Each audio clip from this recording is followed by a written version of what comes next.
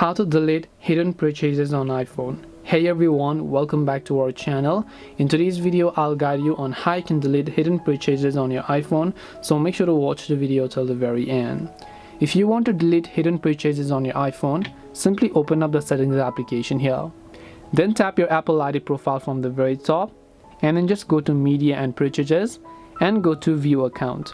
Once you go to view account, if it asks you to verify with your Face ID, you might want to go ahead and then do that. After it's basically done that, so let me go ahead and verify it. What happens is that you will see this interface where you can go to purchase history.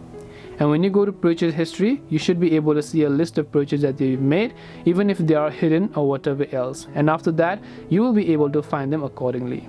This way you can find hidden purchases on iPhone. Hope this video is very helpful. If you have got any questions, then feel free to leave them down. Thank you for watching till the end of this tutorial, and see you soon in the next video.